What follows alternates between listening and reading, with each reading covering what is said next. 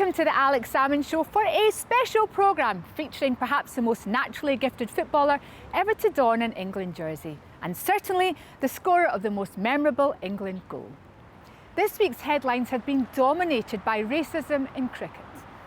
As one of the outstanding black players to meet the full force of overt racism in football in the 1980s and 1990s, he's published a new book which contains some surprising and challenging views of how racism operates in wider society. Player is John Barnes, and the book is entitled The Uncomfortable Truth About Racism. Today, he is in conversation with Alex. But first, to your tweets, emails and messages in response to our show last week on the continuing COVID crisis. Tracy Ann Wiseman says, in my humble opinion, I don't think any of the devolved governments seem to be listening to the experts anymore. This must be because they obviously know better. Not. Alan says, excellent show as usual. You'd think that governments would listen to and follow the advice of these learned men. It's not rocket science after all, but common sense. Sounds to me that it's more about cost than the greater good. Keep up the good and valuable work. Stevie Mack says, thanks Alex.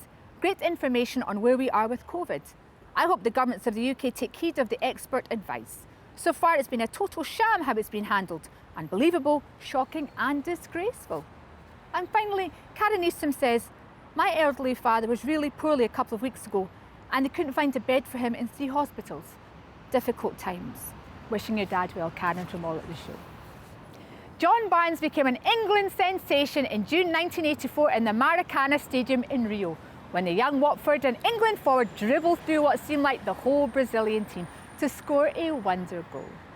Now, in a hard-hitting book, he questions some of the accepted views on the real sources of racism in society. He explains his position to Alex. John Barnes, welcome to the Alex Salmond Show. Thank you. John, Asim Rafiq's evidence in front of the Parliamentary Committee was quite harrowing this week. What was your take on what Asim had to say? Well, I don't know why people are surprised. I mean, being involved in sport and being involved in society for the last X amount of years, this is something that was a feature of life, generally speaking anyway, particularly in sport. You know, we've been through it in football. We know about sledging in cricket. So while it may be surprising for a lot of people who aren't in those environments, whereby in a laddish culture, this is what banter, that's what people may call banter, is used. Friends of mine work for Fords and for Vauxhalls on the line, and this is language that's used all the time, even today. And I don't know why we're trying to make out that cricket or football is different than the rest of society. So this is something that black people understand is a regular occurrence. Now, Asim Rafiq, in his evidence, he sort of said, look, Asian people get positions of prominence, but that's really shut them up. Is there an essence of truth in that as well? Absolutely. I mean, I've always said that the answer is not to give marginalised people, be they black, be they women, be they gay people, positions of power and think that's going to change everything for the majority. It doesn't. What we have to do is we have to change the perception of the average black person, the average Asian person, the average woman, average Asian person, sorry. So, but from our perspective in football, we believe, and you hear it all the time, that black people believe that the answer is to give them more positions of prominence, whereas he's actually said that he knows a lot of South Asians who've been asked to institutions to come on board, and in many respects it is to shut them up. So that really isn't the solution either. And is it impossible for someone in these circumstances to speak? I mean, Asim Rafiq, remember, was the captain of Yorkshire. The youngest captain of Yorkshire, it should be said, but he was the captain of Yorkshire. Yeah. Is it impossible in an accepted racist environment for somebody to say, hey, listen, I'm not taking this anymore? Is that too much to ask anybody to do? Well, it depends on who that person is. Because if you want to change it into the mental health issue, and you can look at Ben Stokes, for example, who can take time out for his mental health, and Asim Rafiq can do that, and of course maybe a high-profile footballer, but can the average person take time out? Will the average person in the street, be they Asian, black, female, take time out and say, I want support, I want to be heard? No, they can't. So it's okay for an elite person to be able to do that, but this is not the answer for the average person because they will not be supported. And let's look at it from Asim Rafiq's evidence was moving as well as harrowing. And it was quite clear that even the kind of hardened politicians on the committee were affected by it. The people he was naming and shaming, from their perspective, I mean, some of them, no doubt, were bad people, but as he made the point, that some of them were good people that didn't realise what they were doing. Is that possible in today's society? People don't realise when they're behaving in a racist manner? Absolutely, 100%. Martin Luther King said in 1963 that it's the shallow understanding of racial bias by good people, which is the bigger problem than the total misunderstanding by bad people. And we assume because we wouldn't racially abuse somebody, sexually abuse a woman or beat up somebody who's gay, therefore we're not racist, sexist or homophobic in any way. We all discriminate, and until we accept it within ourselves, to a certain degree, nothing will change. All we'll do is point the finger at the ones who get caught, like Gary Balance, for example, or whoever else gets caught. And in football, there's Peter Beers and then there's Liam Neeson, and we assume that that's the solution to the problem. It's not. We have to look at ourselves because we are all culpable. But your argument, let's turn to your book. When you said the uncomfortable truth about racism, what was the uncomfortable bit that you were driving at? The uncomfortable truth is that we are all racist to a certain extent. Of course, if you're black, you're not going to be racist towards other black people. However, how would you feel about, and I wasn't being disingenuous, but I know that, of course, race is a big topic. So it's an intersectional book. It's about discrimination. So it's really the uncomfortable truth about discrimination. And the fact is we all discriminate to a certain degree. And until we accept it within ourselves, nothing will change. And that's what the essence of the book is. And the uncomfortable truth is not as simple as a black and a white situation, because you do have, look at it from a Jamaican point of view. How do we feel about Trinidadians or Nigerians to Ghanaians, or elite middle-class Jamaicans, as I am, towards black working class Jamaicans. So there is discrimination in that as well. So it's not about racism, it's really about discrimination. And most of us wouldn't necessarily understand it. I remember many years ago when I was leading a Scottish bid to get the Commonwealth Games against Nigeria. I started off with the assumption that all of the black countries would be supporting Nigeria until the Ghanaians came up and said, there's no way we're supporting Nigeria. Well, this is where it's very nuanced. And of course, you know, and a group of people who are discriminated against and who are forgotten about are white working class people, because, you know, they are discriminated against and no one talks about them. Now, that is a big issue, because they're now not only being forgotten about, but the black community are being told that the reason for their discontent are white working class people who are racist. Now, white working class people haven't got any influence or control over knife crime, education, jobs, housing that black people are sometimes not able to get, but they're being told that because of some racist fan or some Hungarian fan, working class people are the reason why we have racism in this country rather than systemic bias. So it's a very complicated subject. But isn't one of the arguments you've put forward, I've heard you put forward, that, look, it is important, not just how many players, black players there are in football, but how many black managers, how many black faces in the boardroom, or Asian faces. But you've put a stress on that. Is that because you're relating it to power structures, or...? Well, it's more to do with, as Rafiq said, in terms of who do you point the finger at. So what happens is, for our powerful black players who are taking the knee for inclusion, and we talk about, they say it's not just the Black Lives Matter, it's about all forms of discrimination. I never heard one person mention the fact that there are no Asian, Pakistani, Bangladeshi or Indian footballers. That's not even on the agenda. And in terms of black managers, that's not even on the agenda either. So it's very easy to point the finger at a fan who throws a banana on the field or who abuses you on Twitter. However, real racism, as I like to call it, is the majority of it you can't see. It's obvious, the overt racism, the bananas and the Twitter. But of course, when you look at the fact that there are 30% black footballers and they are probably less than 2% black managers, as much as black managers aren't being racially abused, the fact is that they're not being given opportunities. So why don't we speak about that? And that for me is a bigger problem. But when you broke through in the 1980s as first an outstanding player for Watford in England, I mean, there was only a handful of black players at that yes, time. Because at that particular time, there was a perception of a black player's ability, footballer's ability, physically, mentally, playing in certain positions of responsibility, goalkeeping, whereas you played on the wing, you had to be fast, you don't think too much, so don't put you in positions of responsibility.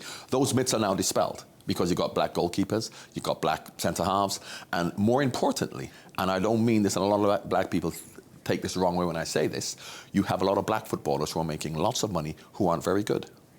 Now, which other industry can you have a black person who is earning as much money as a white person who isn't even as good as some white players?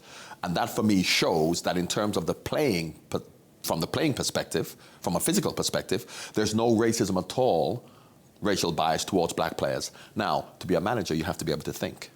Now, what is the perception of your capability of your abilities to lead, or a woman's ability to lead a Fortune 500 country, or a gay person's ability to fight in a war? And this is what we have to dispel. So as much as we got lots of black players now, the next step is management, and that is where you have to have the perception of a black person, not a black footballer, a black person's ability to think.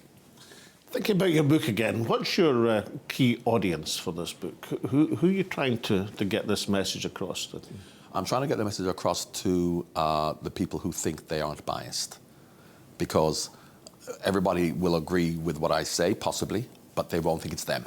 Because we all know that people are sexist, people are biased, people are racist, people are homophobic. I got off the train at Houston today, and I was walking to the taxi. I heard a conversation going on. I don't know what the conversation was about, but the foreman actually said to the man, I didn't even see who they were having this discussion, an argument about something, and he said that's a very northern attitude to have. And of course, I know that he didn't mean it as a compliment. So what is the perception that he has of Northerners?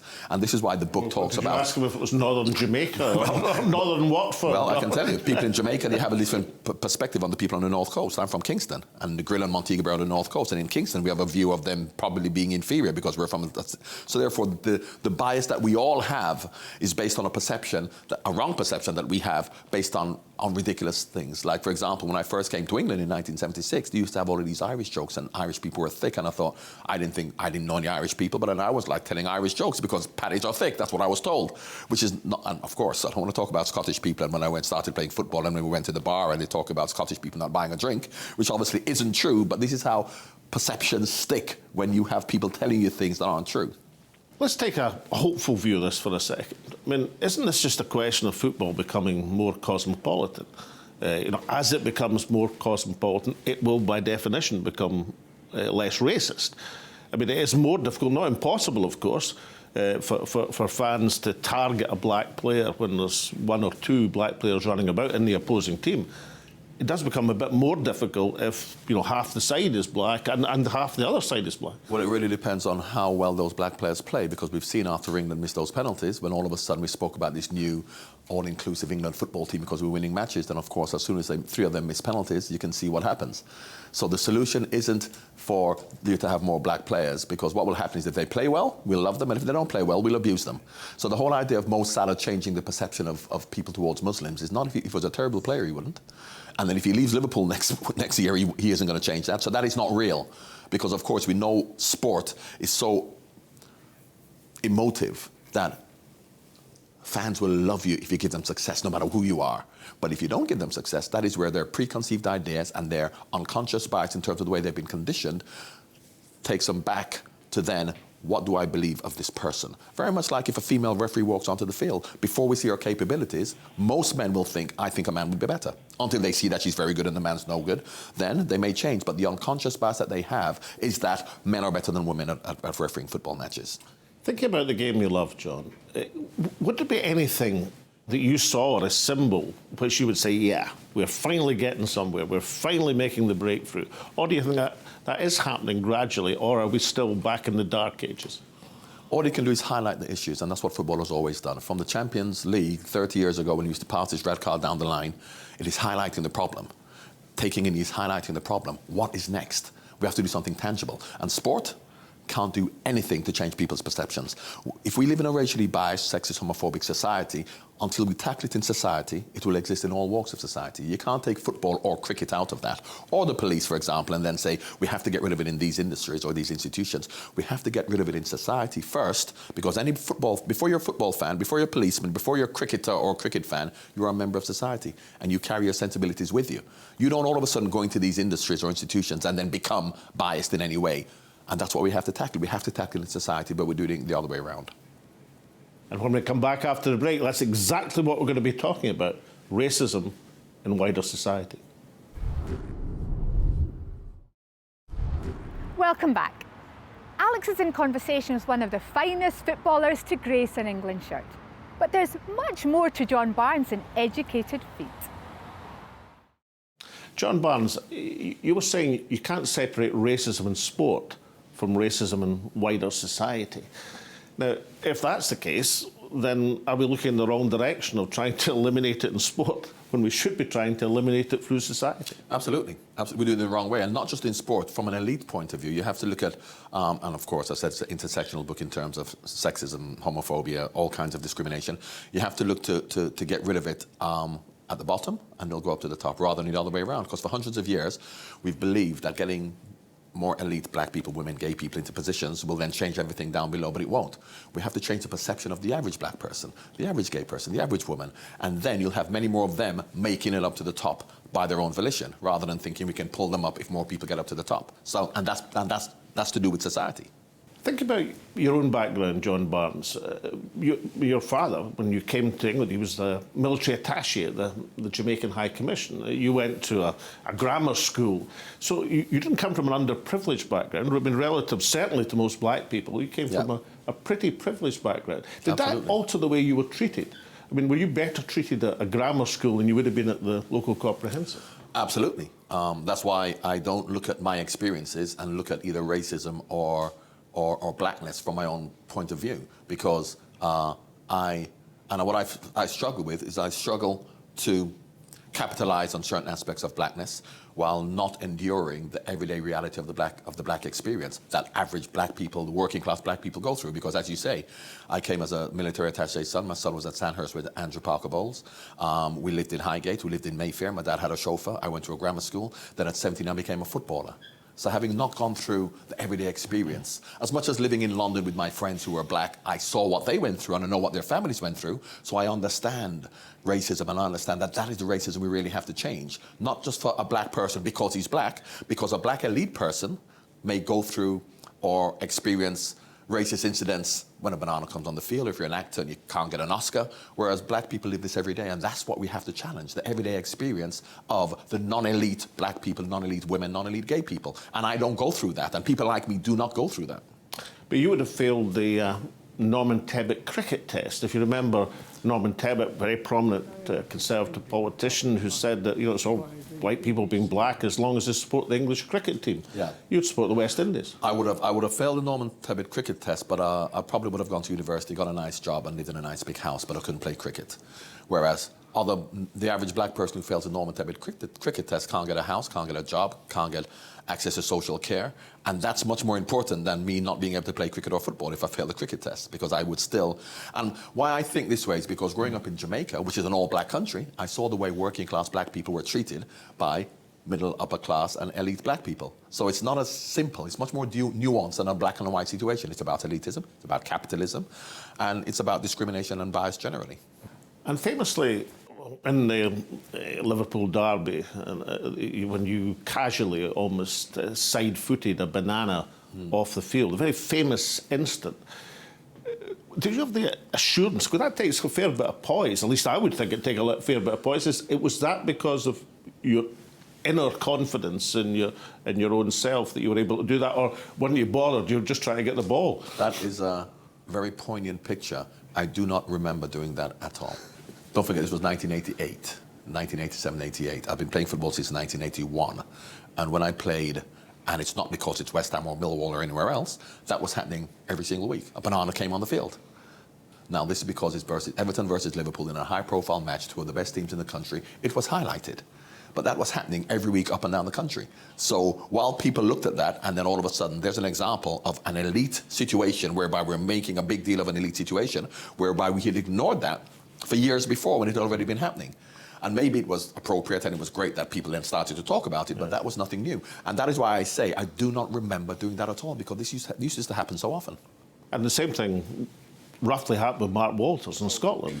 It was only when a very high-profile Rangers player had a banana thrown up that all of a sudden it was realised that, of course it was more unusual in Scotland because there were less black players. Yes, but if one had been playing for Stenhousemuir against Cowdenbeath, nothing would have been said or done. So something of a turning point, that instant then, because of focused of attention on it. Well, it's a turning point in terms of highlighting the issues, which is fantastic.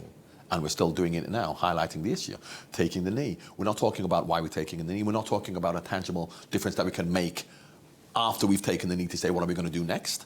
It's just about whether we should take the knee or not. That's what the conversation is, not why we're actually taking the knee and what it's all about. So once again, these gestures are fantastic to highlight the issue, but they can do nothing to change the issue. And racism in Britain, or racism in England in particular, is it an imperial past thing? Is it something that's essentially about the empire and about visions and perceptions of black people? Well, not just black people. You can look at the opium wars in China, and you can look what happened in India. So it's not just about black, it is about imperialism, it is about empire. And of course we have our second Winston Churchill now leading the country, and of course it's quite poignant that we're talking about the cricket, the parliamentary involvement in now the cricket, and the language that's used in cricket, when we know the language that's used by our most important person in terms of what he considers women with burqas to look like. And I remember a headline once, or a quote that he talked about bum boys in tank tops. So the language that he uses is acceptable, because when, unfortunately, when you're in charge, you get to say what's racist and what's not. But we're now talking about language that's unacceptable in cricket and football. But the man who's got the most power in the land has used language that's unacceptable, and no one questions that. So you think the Culture and Sport Committee should call the Prime Minister? Well, a lot of this is hearsay. Not from the Prime Minister, but in terms of people say, I didn't say that, I didn't say that, I said this, I didn't say that. But things that we know that he actually said are just being completely ignored. Well, he tended to write it down, of course. Well, that's one of his problems. That's not particularly clever. Well, it's not a problem, is it? Because what is his comeuppance for writing it down? He became the Prime Minister. I want to get something on the record. I mean, because you came to this country, your dad in the Jamaica High Committee, you could have played for any of the home countries. You could have played for Scotland. Absolutely. And if they'd come asking, you would have played for Scotland. 100%. And I'll tell you why. Not because I would have wanted to have played for Scotland, because if we are all honest, and that's why the book is called The Uncomfortable Truth, because it's about us being honest. Yeah. Now, this is nothing to do with The Uncomfortable Truth about racism, and I don't want to get anybody who plays for Scotland who is in Scottish, Ireland who is in Irish, Wales who is in Welsh. However, if they have an opportunity and England asks them, they will play for England first, as much as people will say no. But a lot of them, it's normally they don't play for England because England haven't asked them, and then, like Vinnie Jones, Wales comes to ask him when he's 28, he says yes. If England asked, he would have said yes. Jason McAteer and John Aldridge, teammates of mine, played for Ireland, and they're from Liverpool. So it's normally you're asked by the so-called lesser countries first. So England asked me first. At 18 years old, England asked me to play. Now, if I'd got to 21 and England had asked me to play and Scotland did, absolutely would have played for Scotland. Well, Che Adams has made almost the same point just in the last few weeks. Outstanding against Denmark. Did he actually say he would have played for England had they asked? He probably not quite in these terms, but he said, "Look, I thought I could make a difference to the Scotland side." And the good thing about that, you've got to be honest. You have to be honest, because and we know that's the reality, because there's nothing worse than being disingenuous or trying to kid people that you've always wanted to play for Scotland your whole life type of thing. You know what I mean? So you'd rather just be honest about it, and he gives 100% for Scotland, and I would have given 100% for Scotland. And I say that to the England fans. If I'd played for Scotland or Wales, I would have given 100% because that is who I identify with at that particular time. And I use Stuart Pearce as an example of this, who's the quintessential Englishman, British Bulldog spirit. He's got his tattoo on there, 100% for England. He has 69 England caps. If he had 68 England caps and his 69th cap, we don't know how, happened to be for France against England, he would have given 100% because his pride, his affiliation with his new team meant that he would give 100%. And that is where this whole idea about what it means to be British or English, and it means more to us than anybody else. Because I remember when Bobby Robson used to say to us, it should mean more to us. Why should it mean more for England to beat Nigeria than Nigeria to beat England? Because we're English, we're more important, and we love each other more than the Nigerians. So the whole idea of nationalism really is I'm not a big fan of. Well, let me tell you, you would have made a very considerable difference to the Scotland team of the 80s and 90s.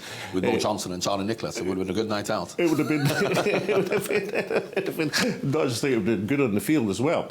I'm interested in the book. This instant, when you were on the way to or maybe back from Brazil, we're talking the Maracana Stadium, when you dribble past the entire team and score a wonder goal as a young player in 1984.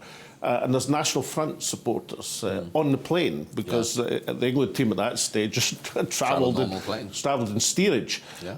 Your attitude to that, tell me a bit more about that. Well, I'm really interested. Why didn't you go and thump them or get somebody else to thump them? Well, once again, this was a regular occurrence of football. You know, this wasn't the first time. We'd see national front flags in the stadiums when we went to play in England and walking down the street. This was retrospectively looking back, people who don't understand what life was like back then are appalled and saying, how could it be? And because we forget what it was like. But if you're old enough to remember at that time, the national fronts were up and down on the streets. So therefore, it wasn't anything unusual. It was a little bit more unusual to see them on the plane with us. We realized they were funded, but of course, at that particular time, this was just an accepted part. And you know, all of those press men who are now still around now, by the way, who are now shouting from the heavens about racial discrimination and how terrible it is and it shouldn't be allowed. No one said a word back then. Now, have they changed their perception now, or do they just know how not to get caught? Even to the extent that you scored the most memorable goal, in my opinion, in English history. Kansas against Scotland, 96, no? Well, that's why I believe that your goal against Brazil was the most memorable goal in English football history. But you scored a wonder goal. And they say, or people like them say, we're not counting that because it was scored by a black guy. Yeah, but I crossed the ball from Arcade to score the second, so it's probably a 0-0 draw. Look, I can promise you that no Scotland supporter would ever have said that. I know. Of course not. Of course not. But the thing about it is that, I mean, I cannot let ignorant people affect me in any way, shape or form. So that did not upset me at all because all of these people are ignorant. So therefore, why are they going to upset me with an issue that they have? And now I know other people think differently, and if they feel disenfranchised and they want to, feel less than, I completely empathise with them, but that could never happen to me. So, I mean, what next for John Barnes? I mean, you've made a considerable impact in your views and in this book in particular.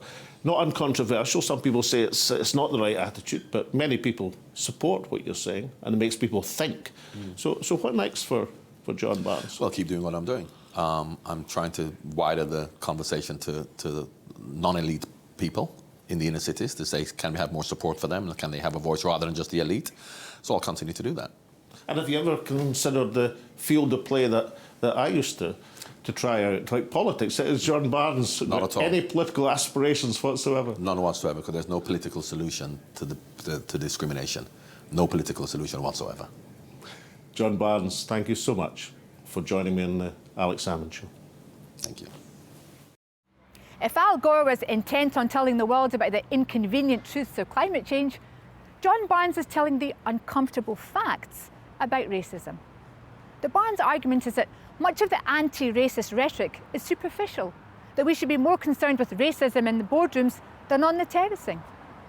Barnes contends that racism is deeply imbued in England's imperial past, and that the extent to which people suffer from racist abuse is determined by class and power.